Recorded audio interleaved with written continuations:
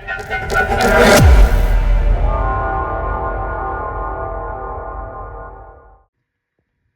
Friends, तो कैसे हैं आप लोग?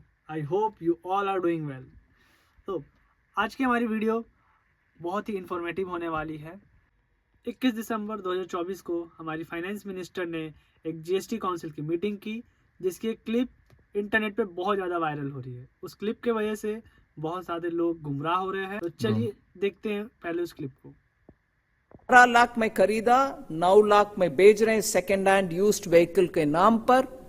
On the margin is only this 18% is being put, as would be for any used car. चलिए डीपली इस अमेंडमेंट को हम समझते हैं और एग्जामिन करते हैं कि एक्चुअल में ये है क्या। तो चलते हैं हमारे कंप्यूटर स्क्रीन। मान लीजिए आपने 10 साल पहले एक कार खरीदी, ठीक है। 10 साल पहले आपने एक कार खरीदी, उस टाइम पे उस कार का प्राइस आपको पड़ा था लेट्स से 10 लाख रुपीज़, ठीक है। 10 लाख रुपीज़ आपको प्राइस पड़ा। तो आपने उस कार को 5 साल चलाया और 5 साल चलाने के बाद आपने उसे बेच दिया। कितने में बेचा? आपने उसे 3 लाख में बेचा। यहाँ पे एक चीज़ ध्यान देने को है कि अगर आपने कार अपने फ्रेंड या फैमिली को या तो किसी इंडिविजुअल को बेचा तो वहाँ पे आपको कोई जीएसटी नहीं देना होगा, ना ही जो परचेज करा उसको कोई जीएसटी देना होगा। लेकिन अगर आप, और इसे हम कहते हैं अनरजिस्टर्ड सेल्स, ओके।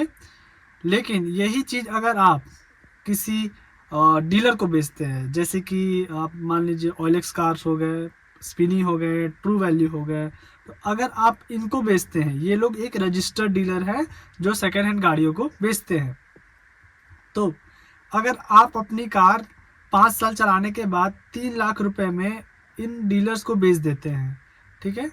तो ये जो डीलर है ये आपसे कार खरीदते हैं 3 लाख रुपए में और कुछ मॉडिफिकेशन करने के बाद ये जो है कार को बेच देते हैं मान लीजिए 5 लाख रुपए में, ठीक है। इन्होंने 5 लाख रुपए में कार को बेचा और इन्होंने मुनाफा कितने का कमाया?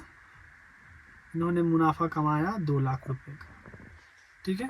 तो ये जो 2 लाख रुपए है इसके ऊपर ये जीएसटी पे करेंगे 18 रुपीज़ का, 80% का, सॉरी। इन्होंने मुनाफा कमाया 2 लाख रुपए का। तो ये जो 2 लाख रुपए है इसके ऊपर ये डीलर जीएसटी भरेंगे 18% का, ठीक है। पहले ये 12% था, लेकिन इस बार काउंसिल ने चेंजेस की और इसको 18% कर दिया, ठीक है।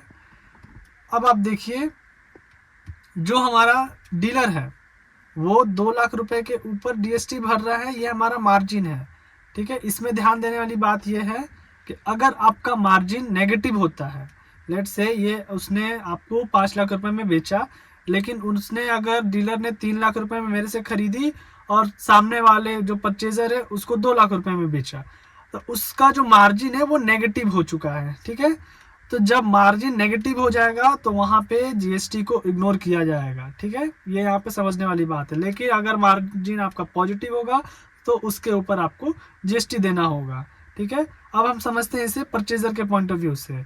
तो जो परचेजर इन डीलर से जाके गाड़ियाँ खरीदता है उस परचेजर को पूरे अमाउंट पे जीएसटी देना होगा, जो कि आपका 5 लाख रुपए होगा, ठीक है। इसके ऊपर वो जीएसटी भरेगा, ठीक है।